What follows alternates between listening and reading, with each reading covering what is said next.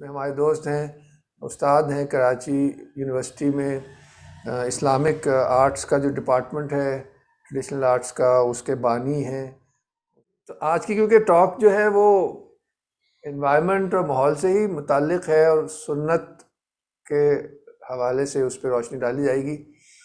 تو اس تمہید کے بعد میں رضوان بھائی سے گزارش کرتا ہوں کہ اپنی گفتگو کا آغاز کریں۔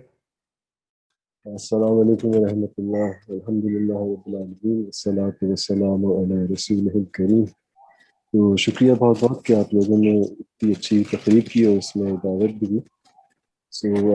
آج کا ہمارا جو موضوع ہے ایکولوجی اور سننا کے حوالے سے ہے، اور اس میں کئی ساری اپروچز ہو سکتی ہیں اس موضوع کے بارے میں بات کرتے ہوئے۔ سب سے پہلی جو اپروچ ہے وہ یہ کہ ایکولوجی ہے کیا چیز اور اس سے مراد کیا ہے۔ تو مراد یہ کہ ہم سب ایک نظام میں وابستہ ہیں جس میں تمام کے تمام انسان اور دیگر مخلوقات جو اس دنیا پہ رہتی ہیں وہ ایک دوسرے کے ساتھ ان کا ایک رشتہ ہے جو ایک بہت ہی نازک سے توازن میں قائم ہے، جو قرآن شریف میں آتا ہے کہ شجر جو ہے، سماع جو ہے، یہ سب کے سب جو ہے ایک میزان کے اندر، سورہ رحمان میں جیسے کہ ان کا ایک میزان ہے، ایک بیلنس ہے۔ تو یہ قرآن شریف میں پہلے سے موجود ہے، اب جا کے ہم کو پتہ چلا ہے 20ویں صدی میں کہ واقعی ہر چیز کا ایک بہت ہی قریبی تعلق ہوتا ہے، اور آپس میں یہ رشتہ ہے جن کا جس میں سب پیوست ہیں ایک دوسرے کے ساتھ، اور ایک چیز بھی آپ نے اس میں چھیڑ دی تو دوسری چیز میں بگاڑ پیدا ہو جاتا ہے۔ تو ایک نازک سا بیلنس ہے جو کہ قائم ہے۔ عجیب المیہ یہ ہے کہ جس تہذیب میں ہم کو، جس ثقافت سے ہم کو یہ باتیں پتہ چلی، اس کی تفصیلات معلوم ہوئی ہے، اسی ثقافت نے سب سے زیادہ نقصان بھی کیا ہے اس نظام کا کائنات میں۔ جو جدید سائنسی تہذیب ہے اسی کی بدولت سب سے زیادہ نقصان ہوا۔ آپ کو پتہ ہوگا کہ اس وقت ایکولوجیکل ایک کرائسس کی بات کی جاتی ہے۔ تو یہ کرائسس کیا ہے کہ مچھلیاں جو ہیں ختم ہو چکی ہیں، آبی جانور جو ہیں ان کی تعداد میں کمی آ گئی ہے، شہد کی مکھیوں کو خطرہ ہے ہمارے پیسٹیسائڈ سے، اور اس کی وجہ سے پھر بہت سارے پودے جن میں پولینیشن کے ذریعے پھل لگتا ہے ان کو خطرہ ہے۔ تو ایک پوری کرائسس ہے، اور جو پچھلے 100 سال میں جس حد تک نقصان ہوا ہے پچھلی 1,00,000 سال میں نہیں ہوا، وہ سب ملا کر۔ تو اس سے اکثر لوگ میرے خیال میں اب واقف ہو گئے ہیں کہ ہم ایک بہت بڑی ایک کلائمیٹ کے لحاظ سے، پولوشن کے آلودگی کے لحاظ سے ہمیں ایک بہت بڑے ڈیزاسٹر کی کسی کیفیت میں موجود ہے۔ تو یہ جو ہے ایکولوجیکل کرائسس ہے، اس سے سب واقف ہوں گے، مگر اس سے نمٹا کیسے جائے اور کس طرح سے ہم اس کو حل کر سکتے ہیں، اس کے بارے میں مختلف رائے ہیں۔ ان دس ایسپیکٹ کہ اس سے مسئلہ کیا ہے اور اس سے نمٹا کس طرح جائے، ویسٹ میں ہی یہ سب سے پہلے اس کی روش جو ہے اسے سمجھنے کی مسئلے کو اور اس سے نمٹنے کی وہیں سے تحریک شروع ہوتی ہے۔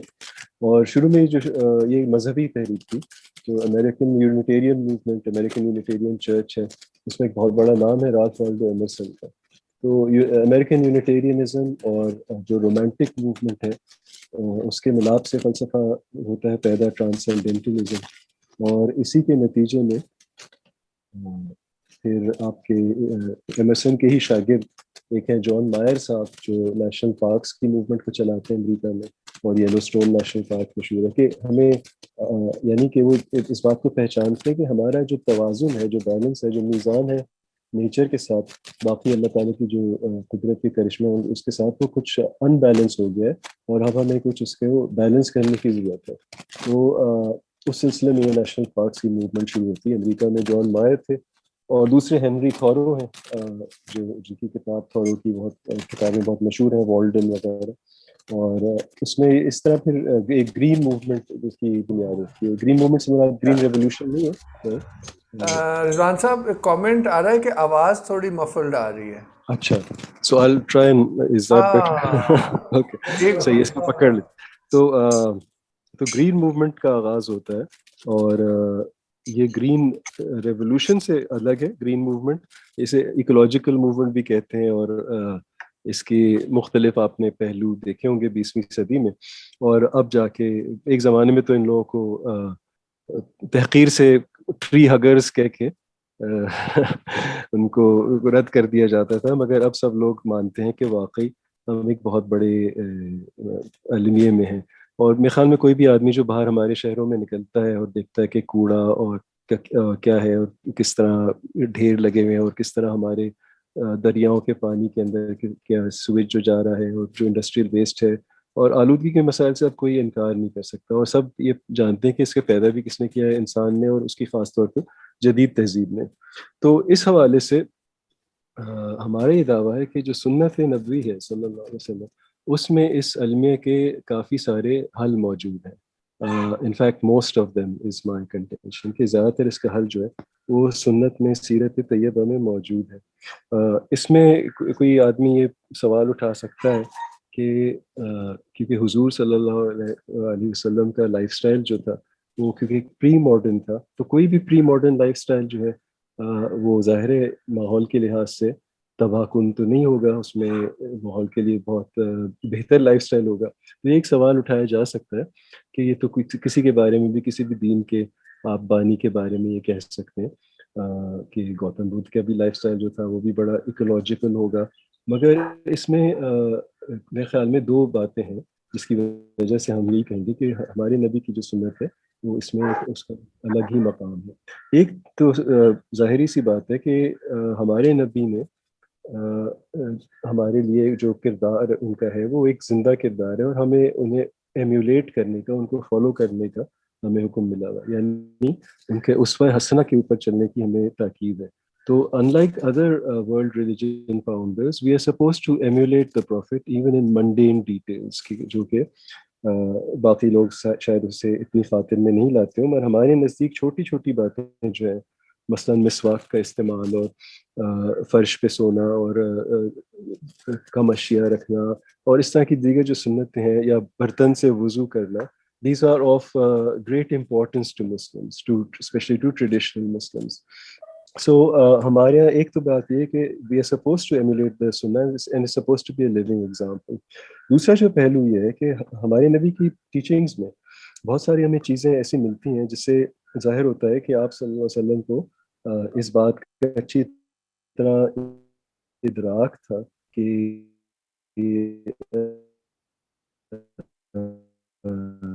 ماحول کا کیا تعلق ہے انسان کے ساتھ, اور انہوں نے آتی تباہی لگی. اور اسی یہی جو بات ہے ہمارا موضوع ہے آج کا, اور اسی کے اندر ہم انشاءاللہ ابھی تفصیل میں جاتے ہیں.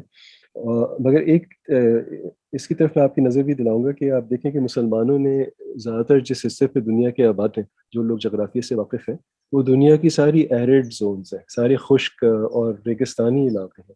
تو ان ریگستانی علاقوں پہ اتنی شاندار تہذیب کا 1200 سال سے زیادہ کے لیے پناپنا, یہ خود ایک معجزہ ہے اسلام کا, اور یہ ثبوت ہے کہ ہماری جو تعلیمات تھیں وہ بہت حد تک سسٹینیبل تھیں, اور ہمارا جو روش تھا تہذیب کا وہ بہت زیادہ سسٹینیبل تھا بنسبت دوسری تہذیبوں کے جنہوں نے دریاؤں کے کنارے اور پانی اور سبزے کی فراوانی میں وہ پنپ پائے.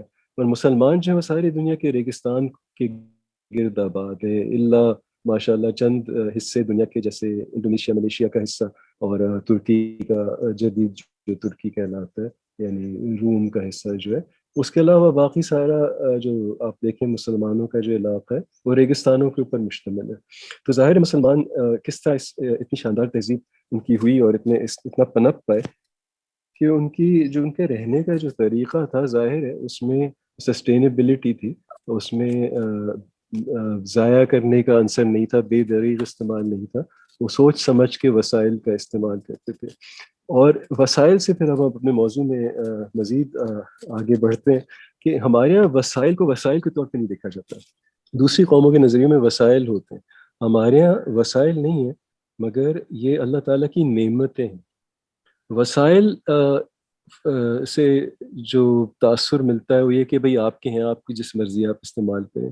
نعمت میں اول تو شکرانہ ہوتا ہے, اور پھر نعمت میں ایک ادب کا عنصر آ جاتا ہے کہ جو وسائل میں نہیں آتا، کیونکہ نعمت کا پھر آپ کو ادب کرنا ہوتا ہے، اور اس کے جو آداب ہیں، بلکہ یہ کہنا چاہیے بجا لانے ہوتے ہیں۔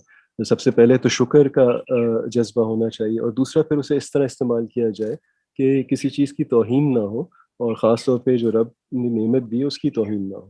سو اسلام میں ایک بہت اہم کانسیپٹ ہے ان نعمتوں کے بارے میں، وہ ہے لمٹس ٹو ایکسپلائٹیشن، کہ ہمیں کچھ مقاصد کے لیے جانور جو ہیں اور دیگر جو کائنات کے نباتات جو ہیں، حیوانات جو ہیں، ایون جو جمادات ہیں، جو منرل ورلڈ ہے، اس سب کے لحاظ سے ہمیں کچھ لمٹس دی گئی ہیں جس کے اندر ہمیں رہنا ہے۔ اس کے برعکس جدید مغربی دنیا، جدیدیت جو ہے وہ کسی لمٹ کو نہیں پہچانتی، اللہ ماشاء اللہ کوئی آدمی اپنے طور پہ کھڑا ہو کے کچھ کہتا ہو اور کوئی ریئیکشن ہوتا ہو، جیسے رومانٹسزم امریکہ میں یا یورپ میں ایک ریئیکشن تھا جدید سائنسی سوچ کے خلاف، اس لیے رومانٹکس میں سے ہی گرین موومنٹ نکلی ہے۔ تو ایک ریئیکشن کے طور پہ تو کوئی کہہ سکتا ہے، جملہ معترضہ ہو جاتا ہے کہ بھئی ہم اس بات کو نہیں مانتے، مگر جو عمومی روش رہی ہے جدید دنیا کی جدیدیت کی، وہ یہی ہے کہ نعمتوں کے بجائے وسائل کے طور پہ دیکھا جائے، اور ان کے استعمال پہ کوئی بھی پابندی اور کوئی بھی حدود نہ ہو۔ تو ہمارے یہاں بہت سخت ایک فرق آ جاتا ہے، بہت شدید فرق آ جاتا ہے، اور یہ ہے کہ ہمارے یہاں یہ ایک لمٹ ہے، تباہ کاری نہیں ہو سکتی، بے دھڑک استعمال نہیں ہو سکتا۔ مثال کے طور پر جو جانور ہیں، حضور اکرم صلی اللہ علیہ وسلم کی حدیث شریف ہے کہ آپ صلی اللہ علیہ وسلم نے لوگوں کو ٹوکا جو کہ اونٹوں پہ بیٹھ کے بازار میں باتیں کرتے تھے۔ تو آپ صلی اللہ علیہ وسلم نے یہی فرمایا کہ اونٹ جو ہے تمہارے لیے مسخر کیے گئے ہیں، مگر بحیثیت سواری، اس لیے نہیں کہ تم ان کو اپنے مسند بنا لو، اپنے صوفہ سیٹ بنا لو بازاروں میں۔ تو یعنی کہ ایک لمیٹڈ یوز ہے، یہاں ہم یوز سے گزر کے ہم ابیوز میں چلے جاتے ہیں۔ اسی طرح مرغی کھانا تو حلال ہے، مگر صحابہ کرام نے حدیث کی بنیاد پہ لوگوں کو سختی سے روکا جب وہ زندہ مرغی کو باندھ کر اسے نشانے کے طور پہ استعمال کر رہے ہوتے تھے۔ تو اس طرح کے میں عرض کر رہا تھا کہ ہمارے یہاں جانوروں کے کچھ حقوق ہوتے ہیں، اور یہ پہلے سے تصور ہے۔ مثال کے طور پہ اگر کوئی جانور سواری کے لیے ہے، اور کوئی جانور جیسے بہیمۃ الانعام جو کہ پودے کھانے، نباتات کھانے والے چوپائے ہیں، وہ حلال ہیں کھانے کے لیے، تو اس میں بھی بہت قواعد ہیں اور ضوابط ہیں جس کے تحت آپ انہیں استعمال کر سکتے ہیں۔ اسی طرح آپ کو پتہ ہے کہ رات کو پھل توڑنے سے، پھول توڑنے سے، پتے توڑنے سے ممانعت ہے، کیونکہ حدیث شریف میں ہے کہ یہ ان کے آرام کا وقت ہے، ان کا حق ہے کہ انہیں ان پودوں کو آرام کرنے دیا جائے۔ تو یہ جو حقوق کا تصور ہے کہ ایک لمیٹڈ یوز کا تصور، یہ جدید اس وسائل کے کانسیپٹ میں نہیں آتا۔ وسائل کے تحت پھر انسان مالک ہو جاتا ہے، بلکہ ایک جابر حاکم کی طرح جس طرح مرضی میں چاہے اسے استعمال میں لاتا ہے۔ تو ہم جابر حاکم ہم نہیں بن سکتے، ہم خلیفۃ اللہ فی الارض کی حیثیت سے ہم ایک ذمہ دار آپ کہہ لیں کہ گارڈین بن سکتے ہیں، ایک نگہبان بن سکتے ہیں، مگر جابر حاکم بننے کی گنجائش نہیں ہے۔ تو ہمارے یہاں یہ بتایا گیا کہ تمام جو جانور ہیں وہ سب ہماری طرح امتیں ہیں، دے آر آل کمیونٹیز، اور حتی یہ ہے کہ جو کہ سب پتے جو ہیں وہ بھی، سب پودے بھی سب ذکر کرتے ہیں جیسے حدیث شریف میں آئے، اور اس کے علاوہ پتھروں تک میں شعور ہے، اور قرآن شریف میں ہے کہ بعض پتھر انسانوں سے بہتر ہوتے ہیں کیونکہ وہ تو اللہ کے ڈر سے گر جاتے ہیں، تو بعض پتھر بعض انسانوں سے بہتر ہوتے ہیں۔ سو اسی طرح ہمیں پتہ چلتا ہے کہ ساری کائنات میں ہر چیز کا ایک ادب اور ایک احترام ہے، اور اسی طرح جانوروں کو چہرے پر وار کرنا، ان کے چہرے پر ضرب لگانا، یہ سب منع ہے، جس طرح انسان کے چہرے پر منع ہے۔ تو ہمیں قرآن شریف سے ہی یہ ساری باتیں اور سیرت طیبہ سے پتہ چلتی ہیں کہ ایک they are limits to exploitation, کہ ہم انہیں اس طرح ایکسپلائٹ نہیں کر سکتے ریسورسز سمجھ کے جو ہماری ملکیت ہے۔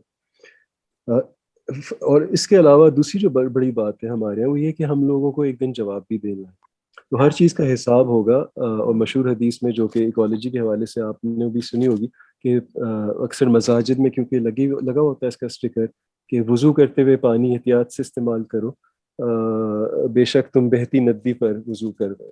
تو ہر چیز کا حساب ہونا ہے، اور اس چیز کا بھی حساب ہوگا کہ ہم نے پانی کتنا استعمال کیا.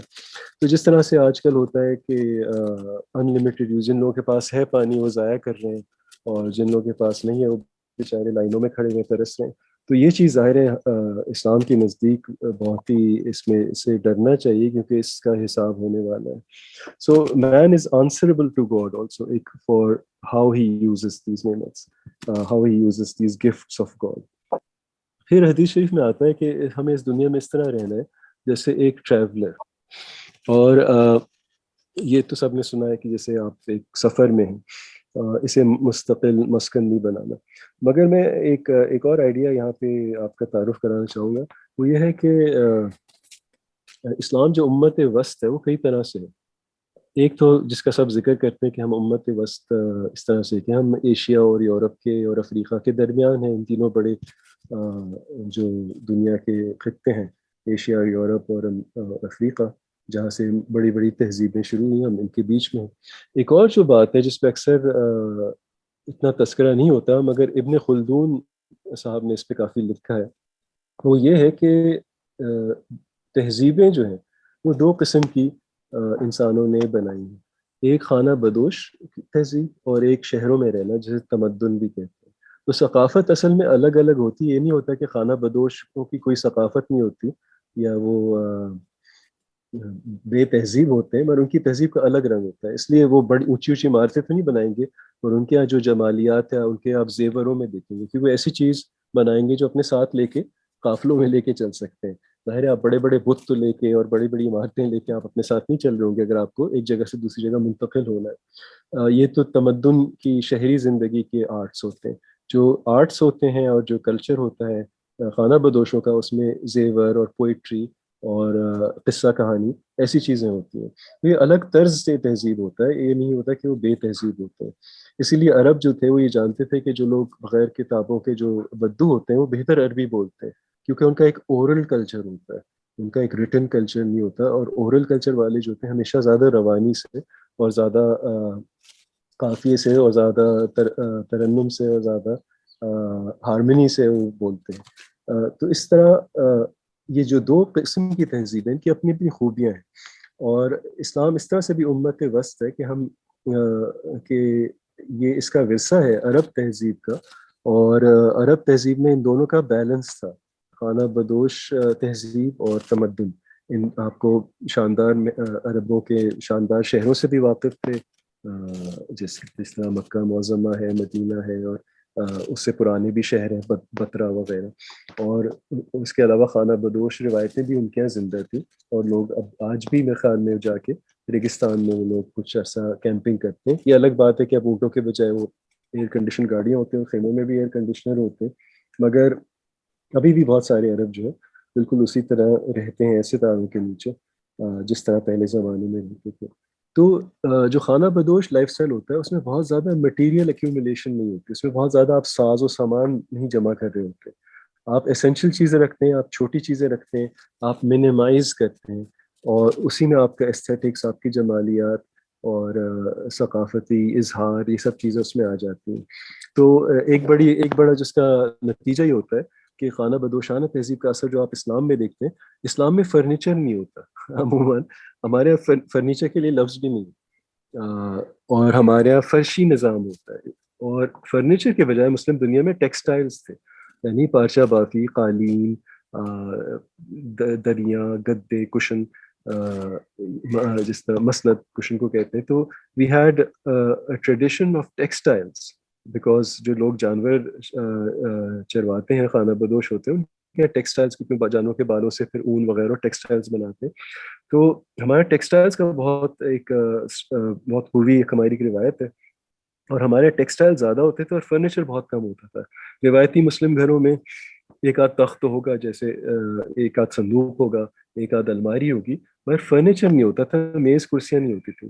یہ میز کرسیاں جو ہیں انگریز لے کے آئے ہیں، بلکہ حدیث شریف میں تو کرسیوں پہ بیٹھنے کی ممانعت سی بھی آئی ہے کہ جب کرسی لائی جاتی کسی ایک کے پاس ہوتی کرسی تو حضور کے اکرام کے لیے لے آتے، تو آپ صلی اللہ علیہ وسلم منع فرماتے اور کہتے کہ میں اللہ کا بندہ ہوں اور بندوں کی طرح بیٹھنا پسند کرتا ہوں.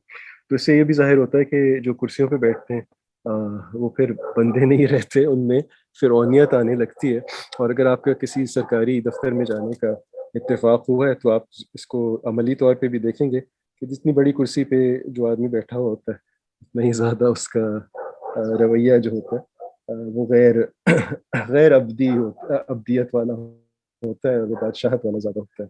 سو اسلام میں فرشی نظام، فرشی نشست اور کم فرنیچر، کم ساز و سامان رہنے سے ایک روایت ویسے بھی کلچرلی بھی ہے. اور پھر آپ کو قرآن شریف میں بھی جیسے ہمیں پتہ ہے الحاکم تکاثر مشہور صورت ہے کہ ہم کو بتایا بھی گیا کہ تکاثر سے بچو اور اس جذبے سے مٹیریل ایکومولیشن کے بچو، اور یہ چیز تو تمہیں قبر میں لے جائے گی اور یہ برا سودا ہوگا.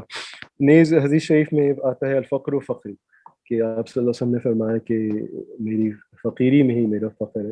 اور یہ بہت مشہور حدیث ہے، اس پہ بہت لوگ بات بھی کرتے ہیں، اور اس روایت کو ہمارے صوفیاء کرام نے پھر زندہ رکھا اور سادگی سے زندگی بسر کی. اور بہت کم جو منیملزم ہے جو آج کل ویسٹ میں یعنی جدید مغرب میں پروموٹ کیا جا رہا ہے کہ اس کے ذریعے ہم اس ماحولیاتی بحران سے نکل سکتے ہیں اگر سب لوگ کم سے کم چیزیں استعمال کریں. تو ویسٹ میں بہت ساری موومنٹس چل رہی ہیں منیملزم کی، والنٹری سمپلسٹی موومنٹ، 111 موومنٹ، منیملزم بہت ناموں سے چل رہی ہیں، ٹائنی ہاؤس موومنٹ یا آرکیٹیکچر میں چل رہی ہے ٹائنی ہاؤس موومنٹ، پرما کلچر. اس طرح بہت ساری تہذیبیں مغرب میں چل رہی ہیں جو کہ ماحولیاتی بحران سے نمٹنے کے لیے چلائی جا رہی ہیں. مگر اسلام میں یہ اصل میں پہلے سے موجود ہے، البتہ اس پہ زیادہ تر درویشوں نے ہی عمل کیا. مگر اسلام کی روایتوں میں یہ پہلے سے یہ سادگی اور فقر جو ہے یہ پہلے سے موجود ہے، منیملزم جسے ہم کہتے ہیں. اس طرح بابا فرید گنج شکر رحمۃ اللہ علیہ نے کہا تھا کہ ایک آدمی کے لیے 4 جوڑے کافی ہے، 4 جوڑوں سے زیادہ جو ہے وہ اسراف میں آ جاتا ہے. So of course that's a very high standard, مگر یہ ایک ایگزامپل کے طور پہ مشتعص خروارے آپ کو یہ پیش کر رہا ہوں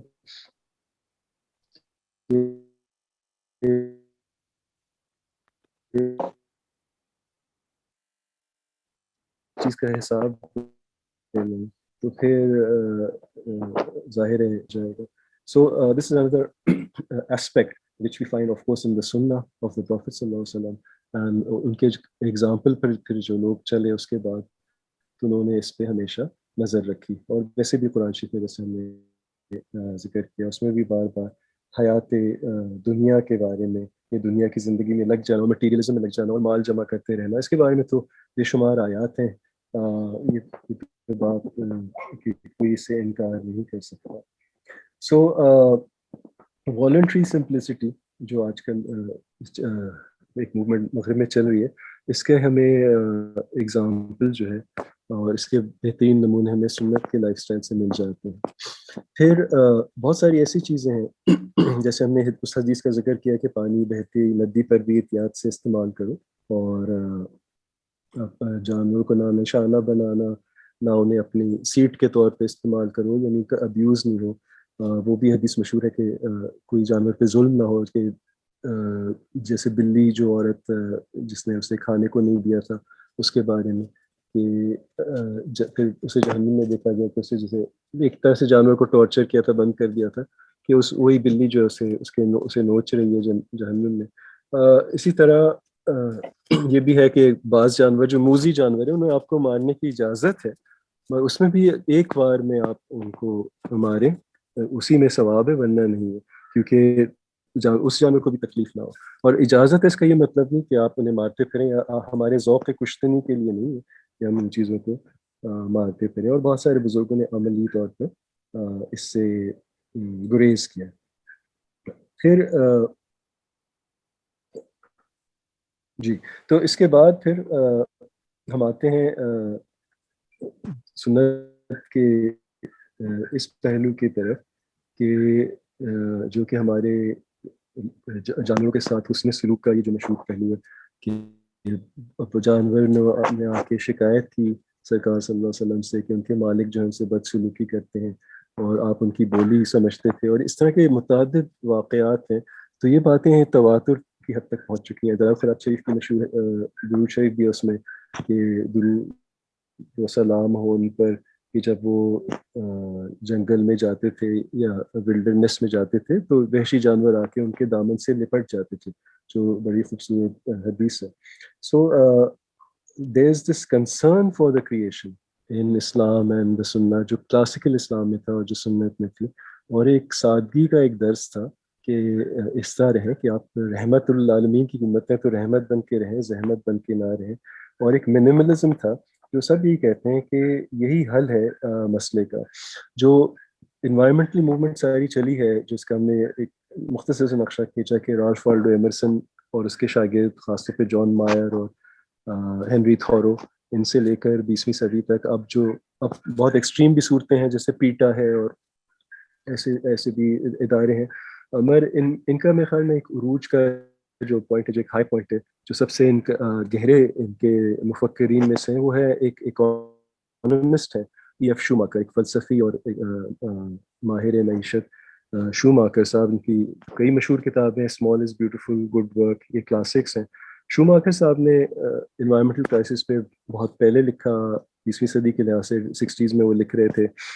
اور شوماکر صاحب نے کہا کہ سارا جو مسئلہ ہے، سارا جو بکھیڑا ہے انوائرمنٹ کا، کہتے ہیں جس وقت وہ بات کر رہے تھے وہ ایک بلڈنگ میں تھے، وہ کہتے ہیں آپ دیکھیں اس بلڈنگ کو ہم نے کیسے بنایا ہے کہ نہ ہمیں، کیونکہ بجلی آ گئی اب، نہ ہمیں غرض ہے کہ سورج کہاں سے نکلتا ہے، غروب کہاں سے ہوتا ہے، گرمیوں میں ہوا کہاں سے آتی ہے، سردیوں میں ہوا کہاں سے آتی ہے. کہ ہماری ترقی کی وجہ سے ہم دور دور سے ہم مٹیریلز لے کے آتے ہیں اور ایسی عمارتیں بناتے ہیں جس میں نہ روشنی آتی ہے، نہ ہوا آتی ہے، اور پھر ہم فوسل فیولز اور بجلی اور ایسی چیزوں پہ ڈپینڈ کرتے ہیں. پر انہوں نے ایک جملے میں کوزے میں سمندر کو بند کر دیا، اور انہوں نے فرمایا کہ مسئلہ یہ ہے کہ ہم سمجھتے ہیں کہ ہم اپنی سیٹسفیکشن، ہم اپنی خوشی، ہم اپنی اطمینان قلب کو ہم کنزمپشن کے ذریعے اور میکسیمائزنگ آف کنزمپشن کے ذریعے، یعنی زیادہ سے زیادہ استعمال اور چیزوں کو جمع کرنا اور اونرشپ، اس کے ذریعے ہم اپنی سیٹسفیکشن کو بڑھائیں گے. He said we believe in maximizing satisfaction by maximizing consumption. اور اسی وجہ سے بحران ہے. مسئلہ یہ نہیں کہ اوور پاپولیشن ہو رہی، کیونکہ آپ کو پتہ ہے کہ ایک جتنے وسائل میں ایک امریکی رہتا ہے اتنے وسائل میں 42 بنگلہ دیشی رہتے ہیں. تو چاڈ اور نائجر اور سوڈان کے پتہ نہیں کتنے لوگ اتنے وسائل میں رہتے ہوں گے، تو اور کم وسائل استعمال کرتے ہیں. تو یعنی ایک امریکی اور 42 بنگلہ دیشی. اور اب ہم سب کو بتایا جا رہا ہے کہ آپ سب لوگ امریکہ کے لائف سٹائل پر چلیں، جو کہ سب سے انسسٹینیبل لائف سٹائل ہے، مگر اسی کو ایڈورٹائزنگ کے ذریعے مختلف طریقوں سے پروموٹ کیا جا رہا ہے. اور لوگوں کی آنکھوں پہ یہ ایک دھول جھونکی جا رہی ہے کہ WEF جیسے ادارے جو ہیں کہہ رہے ہیں جی ہم کلائمیٹ پہ سمٹ کر رہے ہیں، پر اس سمٹ پر 1000 پرائیویٹ جیٹ جو ہیں وہ آئیں گے. یعنی جتنا آپ سوچیں جیٹ فیول جتنا خطرناک اور برا ہوتا ہے فوسل فیول کے لیے، تو 1000 جیٹس میں دنیا کے سب سے امیر لوگ جو سب سے زیادہ تباہی کر رہے ہیں وہ آ کے آئیں گے اور بتائیں گے بھی تم لوگوں کو کیا کرنا ہے انوائرمنٹ کے حل میں.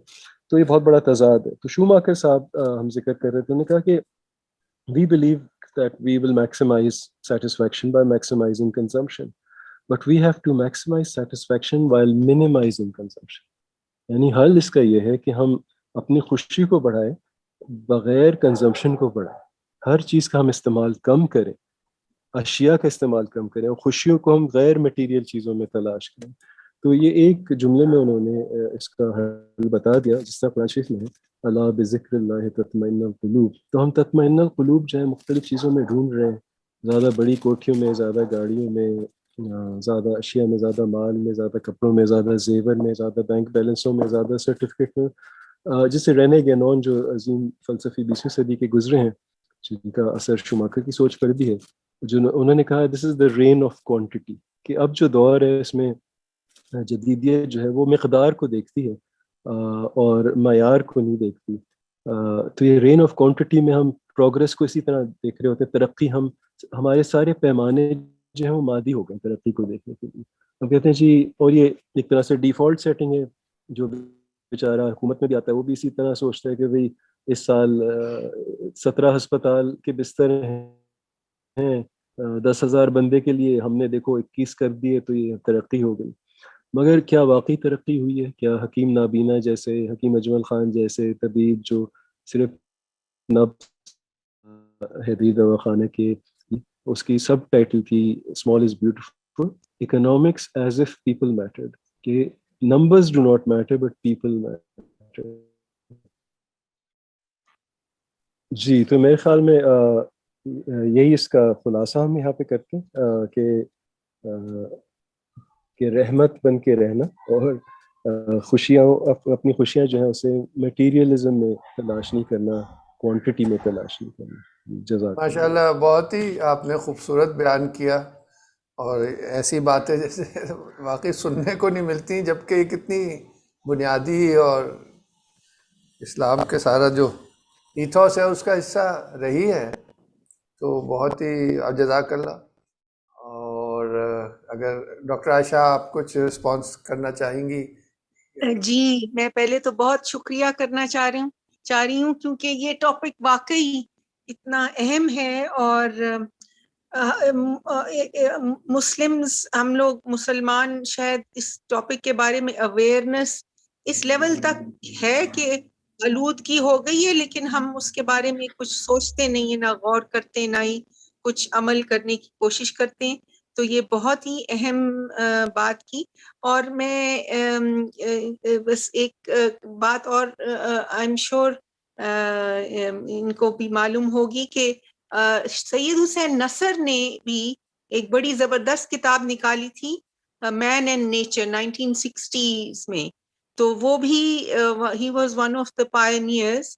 اور تو ان کے جو سارے طالب علم ہیں انہوں نے بھی اس کے اوپر غور کیا ہے. لیکن جو پوائنٹ میں کہنا چاہ رہی ہوں کہ حضرت ابن العربی نے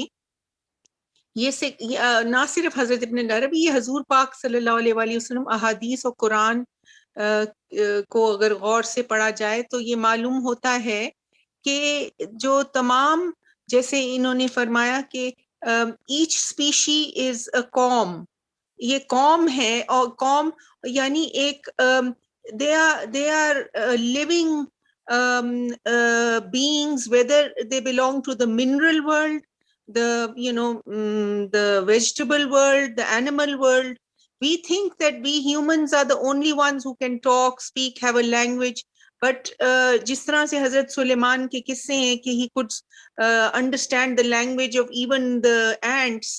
So we are so far away from nature, we are so cut off and divorced from nature کہ ہمیں یہ جو سینس، یہ جتنا بھی ہم غور کریں توحید کے اوپر، تو پھر ہمیں اسپرچل ریالٹیز کے اوپر، تو ایکچولی یہ حس ان قوموں میں بہت اسٹرانگ پائی جاتی ہے، to be able to be aware of even to some extent even the silent languages of these and what وہ پرانے زمانے میں ان کو سائنز لیا جایا کرتا تھا. ارتھکویک ہوتا تھا تو کہ یہ ماں ہماری جو ہے ہم سے ناراض ہے، تھنڈر اسٹارمز، کوئی مختلف natural phenomena was part and parcel of the signs of God, and a language which was a symbolic language which we understood. لیکن اب ہم اس سے کٹ گئے ہیں. تو یہ سوچنا کہ پتھر میں جان نہیں ہے، اویئرنس نہیں ہے، اور نالج نہیں ہے، یا ان میں حس نہیں ہے، تو یہ ہماری ایک بہت بڑی غلطی ہے ماڈرن ایج میں. تو I would really like to thank the speaker, انہوں نے بہت خوبصورت لیکچر دیا. Thank you very much. جی بہت شکریہ ڈاکٹر عائشہ. یہ بڑا آپ نے اچھا پوائنٹ ابھی اٹھایا ہے، شاید اس پہ ایک علیحدہ سے رضوان بھائی کے ساتھ مل کے ہمیں شاید ایک کوئی نشست کرنی چاہیے جہاں ہم اور بھی جو پرانی میں کمنٹ کرنا چاہ رہا ہوں. جی تیمور صاحب آپ کنٹینیو کریں، آپ اپنے بات کمپلیٹ کریں پھر میں کرتا ہوں. میں یہ کہہ رہا تھا کہ بہت سی ایسی پرانی تہذیبیں ہیں جہاں پہ جو ابھی ڈاکٹر عائشہ نے کہا وہ ابھی تک زندہ ہے، وہ نیچر کے ساتھ جو تعلق ہے اور اس کی جو سیکرڈنس ہے اور اس کی جو لینگویج ہے، تو اس پہ اگر ہم نشست کریں تو مجھے لگتا ہے بہت ہی سیکھنے کو ملے گا. اس میں یہ کہنا چاہ رہا تھا. جی ڈاکٹر عباس. میرا بس ایک کمنٹ تھا کہ رضوان صاحب نے اپنی ٹاک میں یہ بھی کلیم کیا تھا کہ جو اسلامک ٹریڈیشن ہے that is the only answer to the ecological problem. उसके ऊपर मैं मेरा कमेंट ये था कि ये स्टेटमेंट थोड़ी सी एब्सोल्यूट हो जाएगी मेरी नज़र में, क्योंकि जो बाकी जो ऑथेंटिक ट्रेडिशंस हैं उनमें कुछ चीज़ें एक्सप्लिसिट होती हैं, कुछ इम्प्लिसिट होती हैं, लेकिन जितने भी ऑथेंटिक ट्रेडिशंस हैं वो उनकी डॉक्ट्रिन कंप्लीट होती है। तो इसलिए अगर बज़ाहिर कोई कमी नजर आ रही है किसी और ट्रेडिशन में, तो वो कमी इन प्रिंसिपल नहीं होगी, वो सिर्फ ये होगा कि वो एक ऐसी मतलब इट वुड अपीयर कि उसमें कोई कमी है, लेकिन कुछ चीजें इम्प्लिसिट होती हैं जो डॉक्ट्रिन के अंदर छुपी हुई होती हैं। एमुलेशन के ऊपर जोर दिया गया। मिसाल के तौर पे जैसे आपने ये फरमाया ना कि प्रिस्क्रिप्शन, क्योंकि इस्लामिक ट्रेडिशन जो है, जो इस्लामिक रिलीजन है, वो प्रिस्क्रिप्टरल है, प्रिस्क्रिप्शन देता है हर चीज के ऊपर। तो मेरी नजर में प्रिस्क्रिप्शन अगर दे रहा है कोई रिलीजन, तो ये चीज, ये एस्पेक्ट उस रिलीजन का उसकी सुपीरियरिटी जाहिर नहीं करता। ये बताता है कि जिस कम्युनिटी को डायरेक्टली एड्रेस किया गया है, उस कम्युनिटी की मेंटालिटी को रिफ्लेक्ट करता है कि उसको प्रिसेप्शंस की जरूरत है। क्योंकि जितने भी ट्रेडिशंस हैं उनकी जो फॉर्मल आउटलुक है, that is shaped by the community, by the mentality of the community जिस पे वो रेवलेशन उतरी होती है। तो मेरा बस ये कमेंट था कि जो प्रिस्क्रिप्टल नेचर है इस्लाम की, वो उसकी सुपीरियरिटी को इंडिकेट नहीं करता। Although Islamic doctrine complete doctrine है, मतलब ये मैं बात नहीं कर रहा कि मतलब खुदा न खास्ता उसमें कोई कमी बेशी है, लेकिन ये जो प्रिस्क्रिप्टल नेचर है इस्लाम की, ये उसकी सुपीरियरिटी को जाहिर नहीं करता, ये उस मेंटालिटी को जाहिर करता है जिसमें रेवलेशन उतरी डायरेक्टली, जिस पे उतरी, क्योंकि that mentality in the first place definitely has some influence on the form of the revelation. मैं बस ये कमेंट करना चाह रहा, बाकी मैं आपकी सारी चीजों से एग्री करता हूँ जी। अच्छा, अब रिजवान आप मौजूद हैं? I think it's kind of useful कि उनका शायद अभी ड्रॉप हो गया, मगर I think he will be back. माजरत, सॉरी मैं वो जरा डिस्कनेक्ट हो गया था। जी, आप सही कह रहे हैं कि बाज़ी रिवायतों में मैं एक्सक्लूजनिस्ट क्लेम तो नहीं कर रहा था, मैं बस एक प्रेफरेंस जाहिर कर रहा था कि जो प्रिस्क्रिप्टिव है कि हमें उसमें हसना को फॉलो करना है, और दूसरा जो प्रिस्क्रिप्शन उसमें बहुत फ़ायदे हैं आज के ज़माने से, जब खासतौर पे जब कन्फ्यूजन है। मिसाल के तौर पे जो मिसवाक से अगर सब इस्तेमाल करेंगे तो आपको पता है 2 billion tubes of toothpaste, 2 billion brushes are thrown away every year, billions के हिसाब से बात, इट्स अ रियल थिंग। इसी तरह अगर आपको जिस तरह ट्रेडिशन में है कि 3 लोटों से ज़्यादा में गुस्ल ना करें, तो ये सब चीज़ें मेरे ख्याल में तो बहुत ज़रूरी प्रिस्क्रिप्शन हो गई है वक्त के लिहाज से, क्योंकि urgency of the crisis is such. So that was a personal opinion। वैसे आपका ओपिनियन भी बिल्कुल एक वैलिड ओपिनियन है, ये प्रेफरेंस की बात। बहुत अच्छा, अब्बास साहब का भी अच्छा पॉइंट था, आपका जवाब भी बड़ा सही था। देखिए मुझे, मगर इससे सॉर्ट ऑफ इस आज की गुफ्तगू से रिलेटेड नहीं है, मगर अब्बास साहब ने एंड में आखिर में जो बात की वो बहुत ही मुझे दिलचस्प लगी कि जो अध्ययन होते हैं उनकी जो सूरत होती है वो अजहान यानी कि जहनों और उनमें जो उलूम हैं उनके मुताबिक होती है। तो ये जो मैंने अभी जुमला बोला, ये हज़रत शाह वलीउल्लाह का जुमला है, उनको कश्फ हुई है हकीकत मक्का मौज़ूमा में। तो ये भी एक पूरा एक अलग गुफ्तगू का बड़ा दिलचस्प मौजू हो सकता है आजकल। खैर इस गुफ्तगू से इसका ताल्लुक़ नहीं है, मगर अब्बास साहब ने जो बात की उससे ये याद आया। तो अगर हमारे साथियों में से कोई और ऐड करना चाह रहा है, लग रहा है डॉक्टर आयशा लगारी कुछ कहना चाह रही है। जी, कि ये बेसिकली जो अब्बास साहब ने बात की है ये बिल्कुल दुरुस्त है, और बल्कि हम जितना पीछे चले जाते हैं उतना ज्यादा connection to nature, basically modernism से पहले जो भी दीन अदयान आए थे उनका कनेक्शन नेचर के साथ बहुत करीबी था। और क्योंकि जो मैंने पॉइंट बनाया था कि रसालत एक है और उसका नूर एक है, تو تمام انبیاء کرام نے وہی سکھایا جو حضور پاک صلی اللہ علیہ وسلم نے سکھایا، تمام دین نے یہی سکھایا. تو یہ بات اور ہے کہ کیونکہ ہم مختلف دینوں سے بہت دور ہو چکے ہیں نا، تو ہم اپنی روحانیت سے دور ہو چکے ہیں، تو وہ والے ادیان بھی کیونکہ یہ دور ہی سیکولر ہے، دنیاوی ہے، اور تو اسی لیے ان سارے دین میں پرسکرپشنز تو میرے خیال میں ریگارڈنگ نیچر وہی ہوں گے، کیونکہ تعلق یہ عشق سے ہے، وہی خدا سے اور خدا کی مخلوق سے عشق کرنے کوئی دین، یعنی دین کا ایک اور طریقہ دیکھنے کا یہی ہے نا کہ آپ ایک اسپیشل اویئرنس سے زندگی گزارتے ہیں، جس میں آپ کی کوشش ہوتی ہے کہ your love for God manifest in all your actions, so you don't allow yourself to do زیادتی، کسی چیز کی زیادتی، آپ کسی کے ساتھ ظلم، ان کا حق نہیں چھینتے. تو یہ سارا نیچر سے تعلق ہے نا. How to be balanced with nature is not to take away the حق of each thing from it. بڑی صحیح بات ہے. اور میں نے آپ کی بات یہ ہے کہ ابھی بھی بالکل ٹھیک ہے کہ دیہاتی لوگوں کا جو قدرت کے ساتھ اور جانوروں کے ساتھ ایک تعلق ہے نا، ان کی جو فوک وزڈم ہے، وہ دیکھ کے تو کئی دفعہ ہمارے یہاں ایک لڑکا کام کر رہا تھا، وہ دیہات سے آیا تھا، تو ایک طرح سے عبرت سی ہوئی. اس نے کہا کہ یہ جو کتیا ہے اس کو میں کھانا نہیں دوں گا تو اس کی بددعا مجھے لگ جائے گی، اس کو میں تکلیف میں، یہ ہو ہی نہیں سکتا کہ اس کو تکلیف میں رکھوں. تو بڑا ایک ایگزسٹینشل سا بیلنس، اور جاندار کا جو حق ہے، جو آپ نے کہا تو وہ جہاں بھی انسان قدرت کے قریب رہتا ہے، وہ شاید اس میں وہ ہوتا ہے، ان تہذیبوں میں وہ آج تک ہماری تہذیب میں کا حصہ ہے.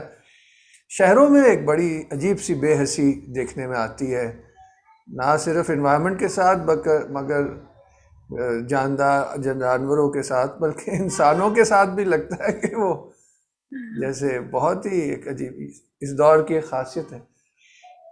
خیر یہ بھی ایک الگ موضوع ہے کہ اس دور میں دلوں سے رحم شاید اٹھا دیا گیا ہے یا اٹھا دیا جائے گا، یہ آخرت کی نشانیوں میں سے آتا ہے حدیث میں. تو رضوان آپ کچھ اور ایڈ کرنا چاہیں گے، ورنہ پھر ہم اختتام کریں گے. مثال میں جو مسلمانوں کے مختلف علاقے ہیں ان میں بھی کافی ایک ڈائیورسٹی پائی جاتی ہے، اور مثال میں کچھ ہر جگہ کے ایسپیکٹس ہیں جنہیں کہیں جو سنت کے والی پہلو ہے، کہیں پہ ایک چیز زیادہ زندہ ہے، کہیں پہ دوسری چیز زیادہ زندہ ہے. تو مجھے یاد پڑتا ہے کہ مراکش میں ہر مسجد میں برتن ہوتے تھے، ہاؤس تو ہوتا تھا، بس سب برتنوں کا ایک وہ ہوتا تھا کہ سب اپنا اپنا مگا یا لوٹا اٹھا لیں اور اسی سے ایک ہی سے وضو کریں. تو اس طرح کی چیزیں ہیں الگ الگ حصوں میں مسلم دنیا کی آپ کو نظر آتی ہیں کہ کہیں پہ کوئی چیز باقی ہے. جیسے آپ نے بتایا کہ ہمارے یہاں جانوروں کی بد دعا کا کانسیپٹ بہت اسٹرانگ ہے ہمارے فوک صوفیزم میں بھی ہے، عوام میں بھی. تو ہر جگہ کوئی نہ کوئی یہ خوبی جو ہے وہ باقی ہے. مگر میں یہ کہوں گا کہ جو وزڈم ہے، جو ٹریڈیشنل وزڈم تھا، اسے ایکسیس کرنا اور جدید مسائل کو سمجھنا یہ ایک مسئلہ ہے کہ جدید ایکولوجیکل جو مسائل ہیں ان کو بھی سمجھنا چاہیے کہ زیرو ویسٹ کیا تصور ہے، کوئی چیز بایو ڈیگریڈیبل ہوتی ہے، کوئی چیز نہیں ہوتی، یعنی قدرت میں قابل تحلیل ہوتی ہے یا قابل تحلیل نہیں ہوتی. تو اب آپ دیکھتے ہیں کہ بہت سارے، یہ تمام ادیان میں، حالانکہ اسلام میں جیسے میں نے کہا میرا تو ابھی بھی یہ خیال ہے کہ زیادہ ایکسپلسٹ اور زیادہ واضح اور زیادہ باتیں موجود ہیں آج تک جن سے انکار نہیں کیا جا سکتا ماحولیاتی توازن کے حساب سے. اور اس کے باوجود آپ دیکھیں گے کہ علماء حضرات کی کانفرنسوں میں بھی اور دیگر جگہوں پہ بھی پلاسٹک کی بوتلیں پانی کی سب مفتیوں کے سامنے رکھی ہوئی ہوتی ہیں. اور اسی طرح جس طرح ایک وہ، یعنی کہ بہت ساری چیزیں سے ہم لوگ ایکولوجی کے لحاظ سے ناواقف ہیں. تو ہمارے جو روایتی علماء اور تو اس لیے روایتی اسلام میں رویہ تو درست ہے کہ جو کہ ریفارمسٹ اسلام اور پروگریسو اسلام میں میرے خیال میں نہیں ہے اس طرف نیچر کی طرف اس طرح کا وہ تقدس اور جس کی طرف ڈاکٹر عائشہ صاحبہ جس کی طرف اشارہ کر رہی ہے. تو یہ روایتی اسلام میں ہی ہے یہ چیزیں, مگر روایتی اسلام میں یہ جدید مسائل سمجھنے کے بھی وہ مواقع نہیں ہے. تو یہ ایک المیہ ہے جس کا ہمیں سامنا ہے, جسے ہمیں کسی طرح سے نمٹنا پڑے گا.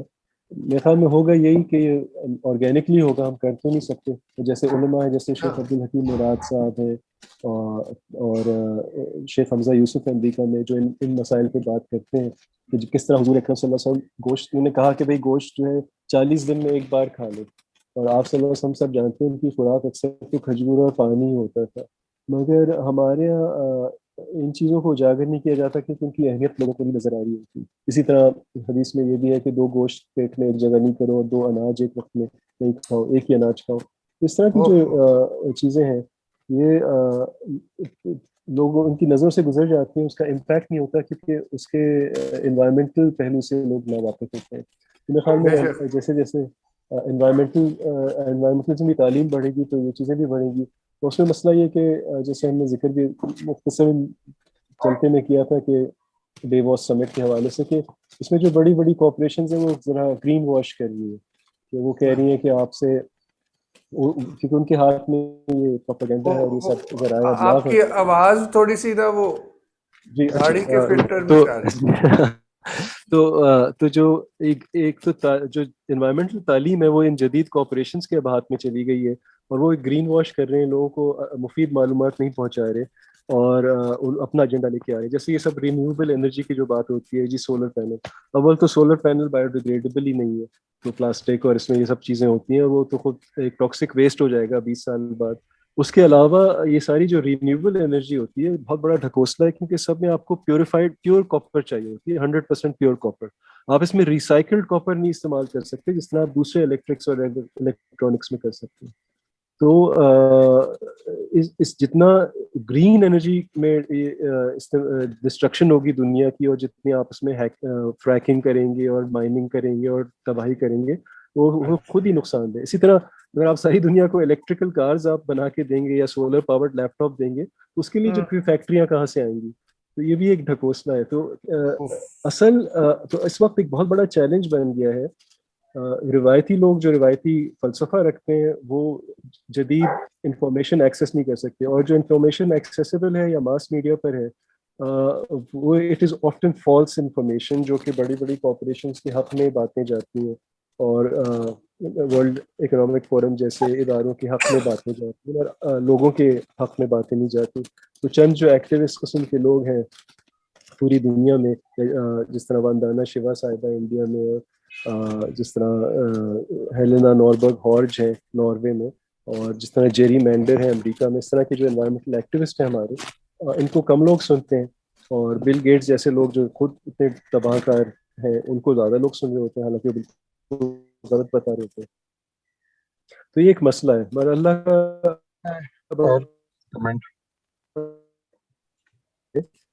ان باتوں سے آگاہ کرتے ہیں. بہت ہی یہ اہم آپ نے بات کی. جی عباس صاحب. میں بس ایک کمنٹ میں لاسٹ کمنٹ کرنا چاہتا کہ ایکولوجیکل کرائسس کے کانٹیکس میں مطلب ٹریڈیشنل پوائنٹ آف ویو سے دیکھیں تو پھر تو اس کرائسس کا حل یہ ہے کہ مثال کے طور پہ اب جو ہمارا مینوفیکچرنگ سیکٹر ہے مثال کے طور پہ, اب وہ ڈیپینڈ کرتا ہے یہ را مٹیریل جو ہے جس کو انرتھ کیا جاتا ہے. اب ٹریڈیشنل پوائنٹ آف ویو سے تو یہ ایکٹیویٹی بھی صحیح نہیں ہے, اس کا بھی تعلق ایکولوجیکل کرائسس سے ہے. جو تیل نکالا جاتا ہے اس کو جو انرتھ کیا جا رہا ہے وہ بھی, اس سے بھی ایکولوجیکل کرائسس بڑھتا ہے. تو حل تو یہ ہے کہ ان سب چیزوں کو ختم کیا جائے, ورنہ میرے حساب سے اس کا حل کوئی نہیں ہے.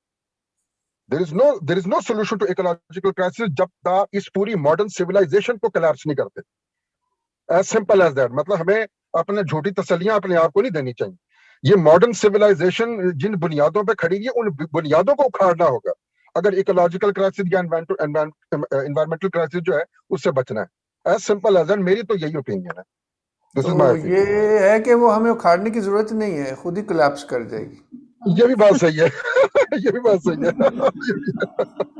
بالکل تو صحیح ہے. اس بات سے تھوڑا سا اگر ہم اس کا کنسٹرکٹیو نکالیں تو ہمیں اس صورتحال میں ہمیں کہاں ہونا چاہیے اور کیا کرنا چاہیے وہ بھی ذہن میں شاید ہونا چاہیے.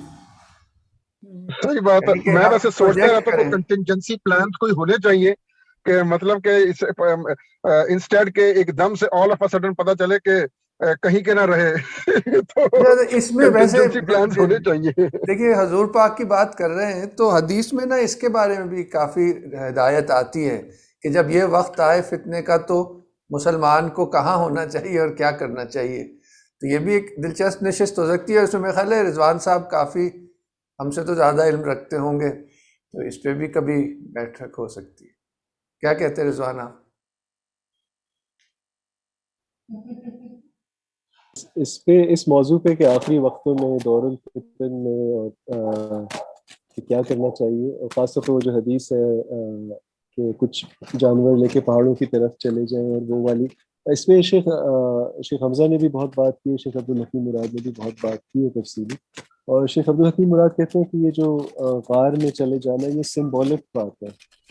Basically you have to protect yourself and your families.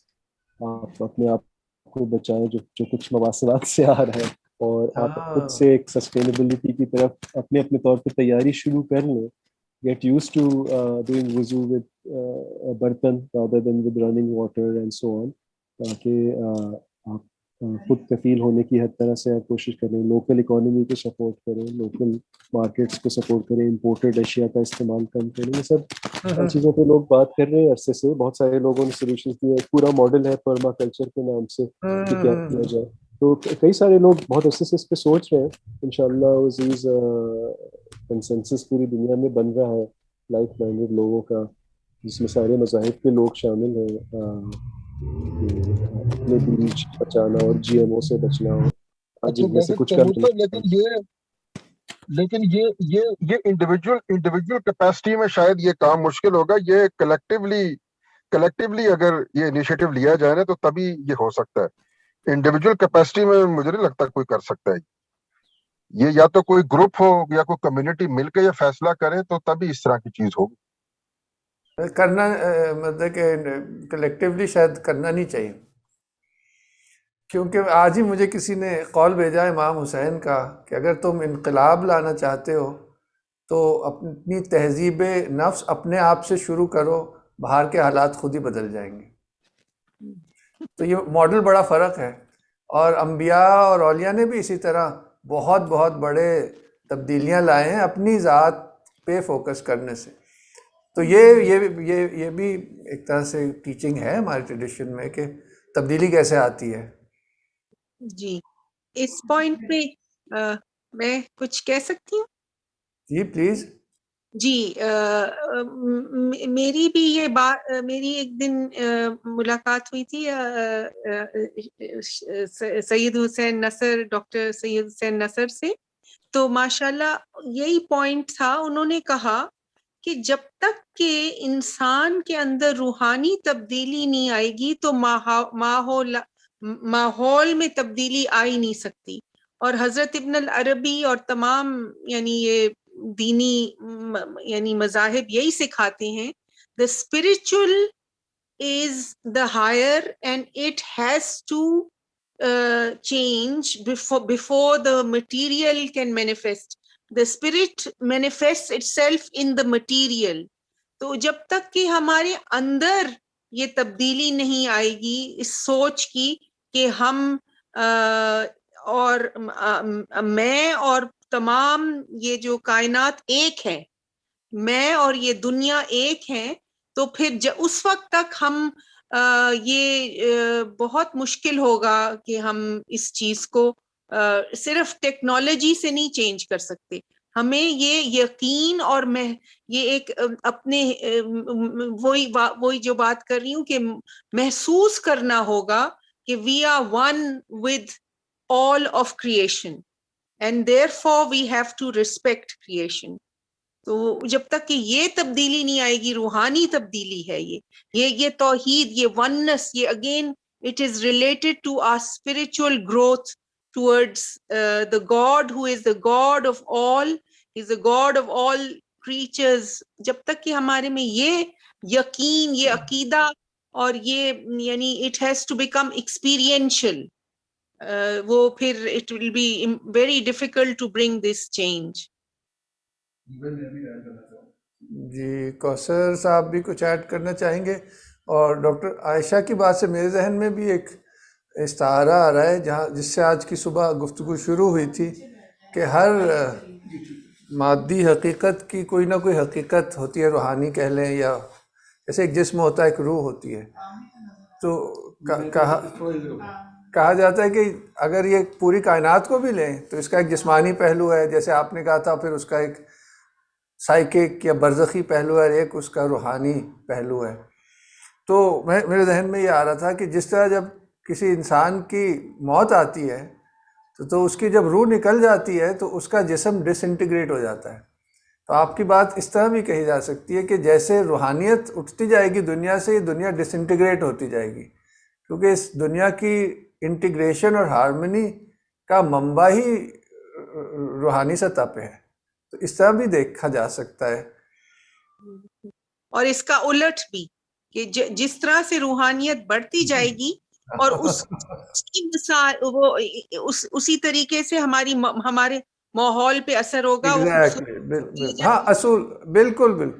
اور ایک اور بہت خوبصورت پوائنٹ شیخ حسین سید حسین نصر نے بتایا کہ زمانہ فتنہ میں آپ کو یہ سوچنا چاہیے جیسے کہ اندر ایک روحانی پھول, it is forming like a bud, and slowly and surely when each one of us work in our inner souls and our inner spirit, that bud will start giving, opening its petals, and it is through this the spiraling opening of this flower that the new age of